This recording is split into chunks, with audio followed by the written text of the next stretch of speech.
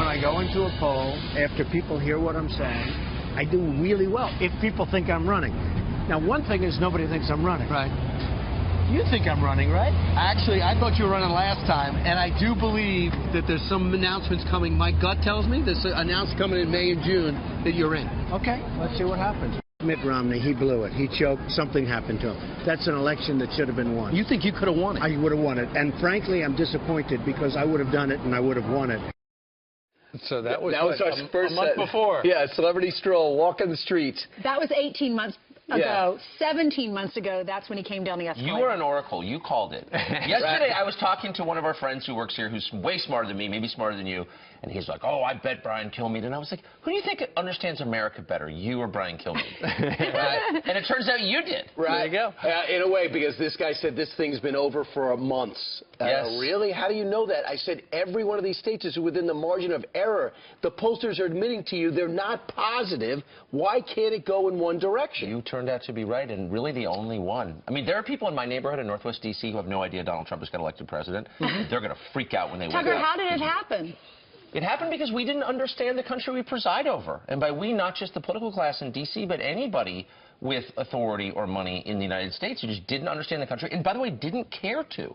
That's the thing. People just had their preconceptions about the forces driving this election, about Trump's flaws and Hillary's strengths, and they just kind of went with that. And they never met anybody who disagreed. I mean, when you knew something bizarre was happening, was at 5:30 yesterday when the first round of exit polls came out, and it showed that Trump was outperforming Mitt Romney and John McCain among African-American and Hispanic voters. And you're like, well, wait a second. The one thing we know if we watch television is Trump is a terrible racist and he's going to start a pogrom against Hispanics. Well, he's actually doing better than Mitt Romney did among Hispanic voters, so maybe we're missing this. But the first round of exit polls ultimately proved to be wrong. And this is much like what happened over in... But that part was right. That aspect of it was ultimately it looked like she was actually going to win early on, and that's what all the networks were feeling. By 11 o'clock last night, they were probably going to call it. But it's kind of like our Brexit moment. The polls were wrong. Yes. There were a couple of polls that got it right. Investors Business Daily was right. Rasmussen was right. The USC poll was right. LA Times. But the big polls were wrong. The Washington Post, NBC, Wall Street Journal, all wrong. But the contempt that the people analyzing this election had for anybody with an alternative point of view. I mean, it was like you were denying evolution or something, seriously, because their preconceptions were so strong they couldn't break out of them. But just like Brexit was not about Nigel Farage, as impressive as he is, this is not entirely about Donald Trump. This is a reaction against the people in charge. And look, if you're not in the elite media, if you're not on Wall Street, if you're not in the political class, look at the people who run the country. They sneer at you. They have contempt for you. There's nothing about you that they like. And you resent that after a while. This is a democracy. Like, the average person can vote, we just learned last night. Well, I'm going to add to that. Celebrities. Yeah. Well, every celebrity, whether they're performing with Hillary Clinton, they're going tweeting or campaigning for her, many of which foolishly said they're going to leave the country if he, in fact, wins. Celebrities, instead of being, you might like their album, but you kind of resent the fact that they're in your face telling you what to do, and that's what America did. They went back and said, you're a good actor, you can sing well, I like your music, but I'm not going to take your political advice. Yeah. I mean, there were a lot of people who were like, you know what, Lena Dunham's for this? I'm not. I'm actually not for this. They're all leaving the country, too, Tucker. Well, there's some upside to this. Let me just say, no, look, here's the point. We might finally lose share. This is a massive but I do think this is something that the Trump voters should think about. Every power center in American life is arrayed against Trump. It's there needs to be some kind of reconciliation to some extent, because there's nobody with a hand on the lever of power who was for this, and I'll be really interested to see the reaction this morning. It's not just the Democratic Party. It's not just Hillary. I don't know what you mean. What do you mean there's no one on the lever of power? I mean that everybody at the top levels of American business, in finance, in the arts, in academia, I just can't overstate it. They're horrified by this. Does it remind you of what happened with Ronald Reagan? I was too young, really, when he was around, but I had to do some research for a speech I gave, and I remember reading about him working for GE before he said he was going to run for president. He would go into the Rust States, and he would stand on a box and talk to all these union workers, and they all thought, who's this Hollywood elite coming here? And then he stood on the box, and he was wearing jeans and a cowboy hat, and they all fell in love with him because he was just a man of the people. I was at the last Reagan rally, actually, that cycle. It was at Del Mar Racetrack in 1980. It's different in this sense. Reagan was a two-term governor of California, and you sort of knew what he thought, and, you know, the elites despised him and sneered at him and thought he was stupid, but in the end, he was a known quantity to some extent because he was a seasoned politician. Donald Trump is the only person in American history not to, you know, lead an army or serve in office before getting elected, and so it does put him in a separate category, and the fear of the unknown is part of this. I mean, part of it is just snobbery and stupidity, and I think that 95% of political analysts should quit and go sell insurance. I think most pollsters should, you know, be in the aluminum siding business, but I do think at the core of it, there is a legitimate worry about, well, what does come next? And I think Trump can fix that. Tucker, if the control room could put up the map that shows the counties in America that went for Trump. Right. From sea to shining sea, it is a sea of red. That's right. And Trump is red and Hillary is blue. There's just, it's like a heat map. It represents the anger all across the United States with Washington. Jessica Tarlov said, and the way things red. are going. She said it is crazy red. Pretty much a total inversion of what that map would have looked like 50 years ago. I mean, the Democratic Party was historically the party of the cities and the farms, right? And now, of course, it's the party of really the suburbs and the coasts. And to some extent, the urban cores.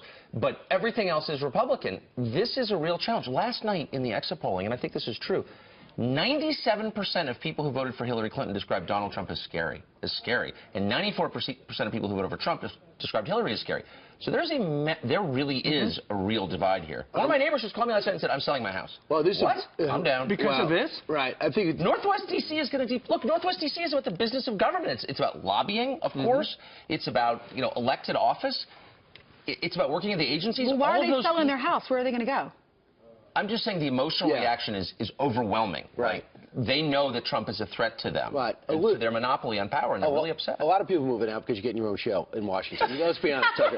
But the other thing I think is important, there's so much time to analyze. This is what you're going to hear throughout the day. If it wasn't for WikiLeaks, and if it wasn't for Comey, she wins. The other thing that could happen, which is going to be fascinating, since Donald Trump owes so few people so little, he will be free to do whatever the heck he wants to get done. And who knows, his first call might be the people he likes who are on the Democratic side, or people that work with him on the Republican side. And you might get this thing happening where things get actually done because he's not really dug into party politics. I think that's a really, really wise point. And to your first point, look, I hate to beat up on people who just lost, and I'm not going to beat up on Hillary. I'm just going to make the obvious point that this is a populist year. We knew that going in. And they nominated an elitist candidate. Doesn't mean she's an evil candidate, but she's certainly not a populist.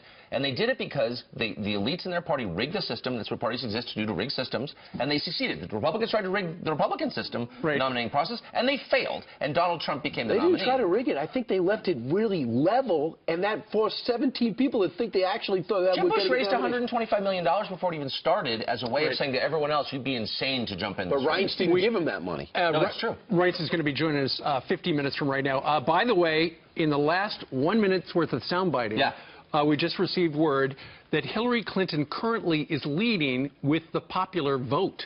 As you can see, she is slightly ahead. It's pretty much 47.6 to 47.6, but obviously in the Electoral College, she is at 218, he is at 274.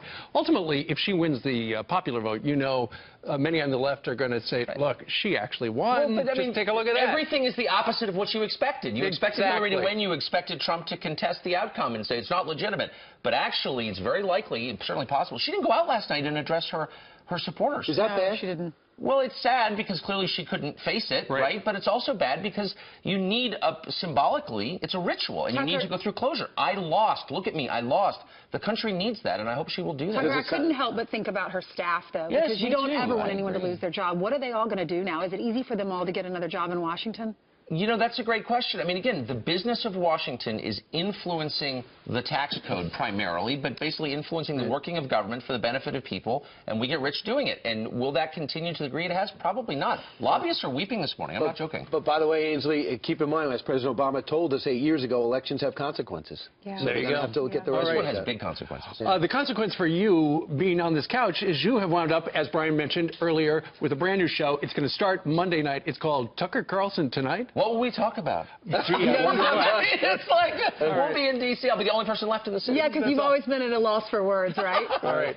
Tucker, thank you very much. Congratulations, Tucker. Thank you, as always, Ainsley. Love you. You can tell he was up late. He's prying open the coffee right now. We're still on TV. Sorry, excuse me. It's also pretty clear that he likes Ainsley better than both of us. I do. Like America does. Unbelievable. Make yourself at home, Tucker. All right.